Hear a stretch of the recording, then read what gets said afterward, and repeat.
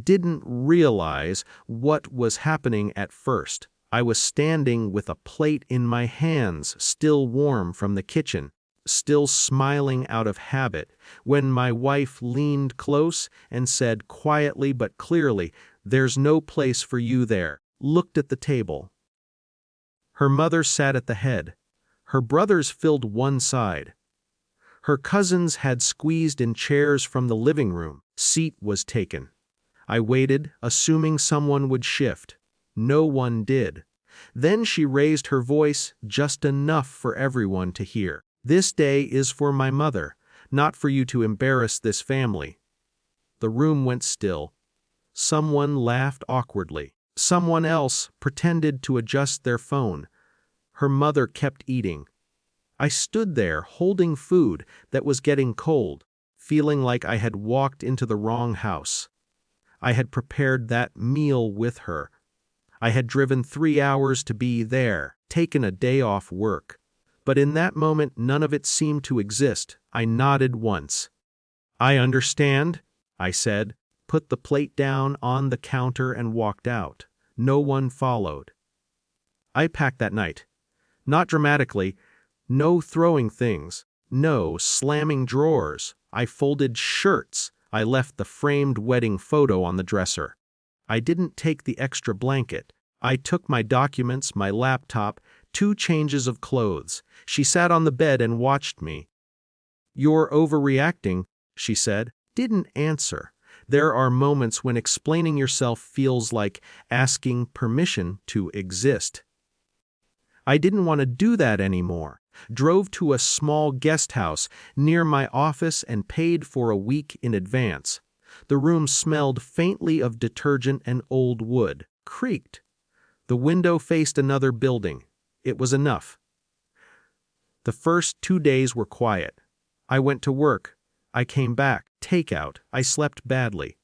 At night, the scene replayed itself in different versions. In some, I spoke up. In others, she apologized. In none of them did I actually feel better. By the 3rd day, messages started coming. From her cousin. From her aunt. From her brother. "Your wife is upset." She didn't mean it like that. "You should talk." She didn't message me herself. Was the part that hurt the most. 2. On the 4th day, I started remembering things I had trained myself not to notice. How my opinions were always later. How my discomfort was not the right time. How family gatherings were something I endured, not joined. How often I adjusted so others wouldn't feel uncomfortable with me. I had called it compromise. Now I saw it for what it was, disappearing politely. 2. On the 6th day, I received an email from a family mediator. It surprised me. Her uncle, elder everyone respected, had noticed my absence. He had asked questions. He had looked into some financial arrangements connected to the house and joint accounts. Things I had quietly managed for years. Things no one had paid attention to. He requested a meeting, neutral location, formal setting, both of us present. I agreed. We sat across from each other at a long table in a community center meeting room. She looked tired, defensive, unprepared. The mediator spoke calmly. He reviewed documents, responsibilities, contributions. He asked questions no one had ever asked out loud. What? Who maintained what? Who carried which risks? The answers were uncomfortable. For her. For the family. For everyone who had assumed I was just there. Then her uncle spoke. "Respect is not about where you sit," he said. "It's about whether you are seen." The room was silent. He announced new arrangements. Financial responsibilities would be shared differently. Property rights clarified. Decisions documented. Nothing dramatic, nothing emotional, just structure. Just facts. Just boundaries. My wife stared at the papers as if they were written in another language. She looked at me.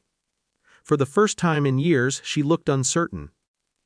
Afterward, outside, she said, "Why didn't you ever tell me it was this serious?" I thought about that. I did, I said. Just quietly. She didn't reply. Move back right away. I rented a small apartment instead, 1 room, 1 table, 1 chair. The first night there, cooked a simple meal and sat down alone, no performance, no scanning faces, no waiting for approval, just food, just space, just breath. I wasn't happy, not exactly. I missed her. I missed the idea of us. I missed the life I thought we were building. No longer felt small. We are still talking, slowly, carefully. Some days feel hopeful. Some feel like endings. Don't know which way it will go. What I do know is this. I will never again stand holding a plate, waiting for permission to sit at my own life. If there is no place for me at the table, I will build my own.